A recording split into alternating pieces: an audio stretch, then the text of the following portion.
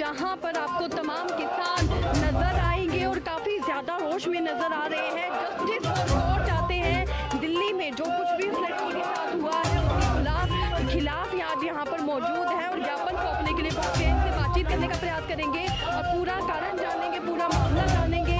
आप भी तस्वीरों में हमारे साथ बने रहिएगा, क्योंकि अपने देश की अगर बात की जाए और दिल्ली की अगर बात की जाए तो दिल्ली में ऐसे मामले हमें बहुत ज़्यादा सुनने में आते हैं।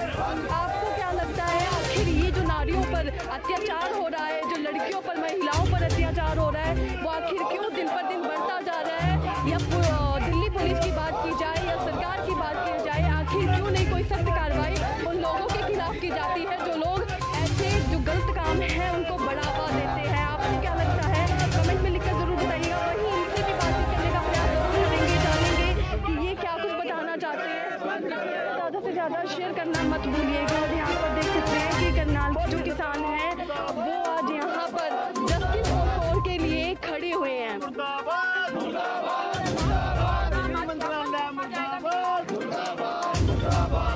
सरकार मुर्दाबाद, मुर्दाबाद, मुर्दाबाद, बीजेपी सरकार मुर्दाबाद, मुर्दाबाद, मुर्दाबाद, बीजेपी सरकार मुर्दाबाद, मुर्दाबाद, मुर्दाबाद, मुर्दाबाद, मोदी सरकार मुर्दाबाद, मुर्दाबाद, मुर्दाबाद, बीजेपी सरकार मुर्दाबाद, मुर्दाबाद, मुर्दाबाद। थी, उसके बाद हाथरस में भी हुई, उसके बाद मध्य प्रदेश एक ट्विंकल बच्ची थी जिसको ऐसे ही कर दिया गया। लेकिन ये जो घटना है ये हाथरस से भी बड़ी है। इसमें कोई जाति का रंग ना दिया जाए, सिर्फ एक इंसानियत तौर पे हम साथ खड़े हैं। और ऐसे ही अगर देश में किसी बच्चे के साथ ऐसा होगा तो हम हमेशा साथ खड़े हैं। लेकिन हम साफ तौर पे बताना चाहते हैं, अगर प्रशासन उसे सज़ा नहीं देगा तो ठीक है, लेकिन सिख कौम उससे बदला ज़रूर लेगी और उस बच्ची को साथ में लेके उस सज़ा, चाहे उन सिखों को चाहे जेल भुगतनी पड़े, चाहे वो बच्ची हिंदू की हो, चाहे वो मुसलमान की हो, चाहे वो ईसाई की हो, चाहे किसी की भी हो, लेकिन सिख धर्म है वो सबके साथ खड़ा है। हमारा बस भाईचारे का संदेश था। प्रशासन दे सज़ा ना दे, लेकिन सिख कौम इस चीज़ का बदला ज़रूर लेगी, ये हमने बयान में दे चुके हैं। और इससे पहले कि वहाँ के जो दिल्ली सरकार के जो जिनके पास हम गए उनको बाबा जी को कल रात अरेस्ट कर लिया गया है। 125 लोगों के ऊपर नामजद पर्चे दर्ज हैं, जिसके की रात को हमें खबर मिली है। लेकिन हम पीछे हटने वाले नहीं हैं, उस बच्ची को न्याय भी दिलवाएंगे और उनको सज़ा प्रशासन तो जरूर देगा, लेकिन सिख कौम अलग से देगा। सर, अगर निर्भया कांड की बात करें तो एक बहुत लंबा वक्त लग गया था आरोपियों को सज़ा देने में, उनको फांसी में लटकाने में, तो इसमें आपको लगता है कि जल्दी कार्रवाई की जाएगी? जी, एक एक्चुअली उसके जो वकील थे वो बहुत हार्ड थे और बहुत ही एक अच्छे वकील थे जिन्होंने फांसी दिलवा सके। उन्होंने एक कसम खाई थी कि मैं इन्हें फांसी दिलवाने के बगैर नहीं। उनके जो माता पिता थे उस बेटी के, निर्भया के, उनके साथ उन्होंने अपने माँ बाप जैसा रिश्ता बनाया और उन्होंने कहा मैं आपकी बच्ची को इंसाफ दिला के रहूँगी, और उन्होंने इंसाफ दिला के रहे हैं। अगर अपने स्टैंड ले जाए कोई अच्छा वकील, अगर अपना स्टैंड, तो वो फांसी की सज़ा दिलवा सकता है। अगर उस केस को भी अगर वो ले गए तो उसे सज़ा फांसी की दिलवा। हमारे बाबा जी हैं, कुछ ये भी अपने मुख से बोले, गुरु घर के पुजारी हैं, कुछ ये बताना चाहिए। मैं तो केवल यही कहूँगा, मेरी बेटी इस वक्त 10 साल की है। हमें रात को स्वप्न में भी डर लगने लग गया है कि हमारी बेटियां आगे कैसे सेफ रह पाएंगी ऐसे देश में जहां पर ऐसे कानून हैं कि उस बच्ची का मुंह काला किया गया, गलों में जूतों का हार डाला गया, उसके साथ गैंगरेप हुआ, इतना कुछ 4-5 घंटे होता रहा कि वहां पर कोई भी आदमी नहीं था, वहां पे कोई प्रशासन नहीं था, वहां पे कोई कुछ नहीं था। किसी ने वहाँ पर कोई हाँ का नारा नहीं माया, किसी ने कुछ नहीं किया।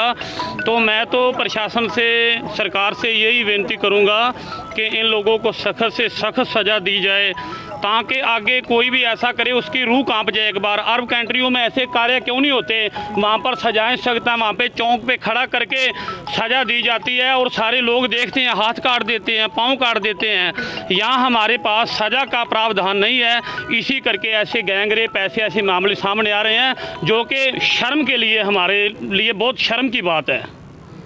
दोस्तों, मैं तस्वीरों में आपने देखा जैसा कि हमारे साथियों ने आपके आगे सारा अवगत करा दिया है, बहुत ही इंसानियत को तार करने वाली घटना है। जिस प्रकार से उसके ऊपर जुल्म और अत्याचार किया गया है, और दिल्ली जो देश की राजधानी है, जहाँ पर हमारा सारा प्रधानमंत्री, सारी सरकार बैठी हुई है, उनकी छत्र छाया के नीचे ये काम हुआ है। और दिल्ली पुलिस अमित शाह गृह मंत्री के अंडर है, तो अभी तक उस पर ना तो किसी भी नेता ने, सरकार की कोई स्टेटमेंट ना आना, नेशनल मीडिया से ये मुद्दा गायब होना और इसको दबाने की कोशिश करना, ये बहुत ही शर्मनाक है। आज उसी के खिलाफ राष्ट्रपति के नाम ज्ञापन दिया है और अपनी आवाज़ बुलंद की है कि उस बेटी को न्याय मिल सके और आगे से ऐसी कोई भी घटना इस देश में ना हो। इस प्रकार की घटना हमारे देश के लिए, सभी समाज के लिए खतरे की निशानी है। तो आज उसी के खिलाफ आवाज बुलंद करो। दबाने के पीछे क्या कारण लग रहा है आपको? सरकार, कोई भी सरकार होती है, आपने देखा होगा निर्भया कांड हुआ था दिल्ली में 2011 में, जिसने दिल्ली में उस टाइम कांग्रेस की सरकार को बहुत ज़्यादा बैकफुट पे ला दिया था। सरकार भी इस मुद्दे को ज़्यादा हाईलाइट नहीं होने देना चाहते। इलेक्शन है, अभी ये भी मुद्दा बनेगा महिला सुरक्षा का, उस सारे से बचने के लिए नेशनल मीडिया से भी इस मुद्दे को गायब रखा गया और ना ही कोई इस पे मौके की सरकार कोई बयान दे रही। किसके नाम ज्ञापन दिया आज? राष्ट्रपति के नाम ज्ञापन दिया है ताकि इस बेटी को न्याय मिल सके और इस प्रकार की कोई भी घटना समाज में ना हो। ये घटना किसी प्रकार से भी बर्दाश्त करने के लायक नहीं है। तो सारों ने मिलजुल के, सारी करनाल की संस्थाएं, सारे लोग इकट्ठे होकर आए हैं। तो ऐसे मुद्दों पर सारे इकट्ठे हैं और इकट्ठे होना भी चाहिए। तो आज ये आवाज़ बुलंद की है। वकील भी हो, प्रोटेस्ट किया जा रहा, मामला क्या है? सबसे शर्मनाक घटना ये है कि एक महिला ने ही महिला के साथ गलत अत्याचार किया। कैसे? महिला ने, उसने अपने बेटे के लिए, जब बेटे की अर्थी पर उसने कसम खाई कि मैं तेरा बदला लूंगी, तो वो बेटे की तो माँ थी, उस बेटी की माँ नहीं हुई।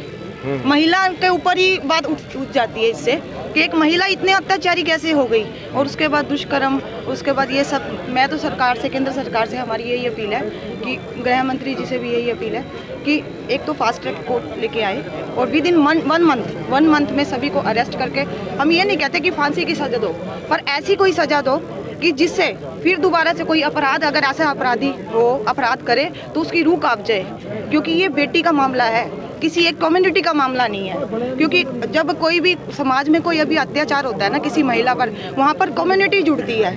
कम्युनिटी बेटी समाज की होती है। और हमारे प्रधानमंत्री जी ने नारा भी दे रखा है, बेटी बचाओ बेटी पढ़ाओ।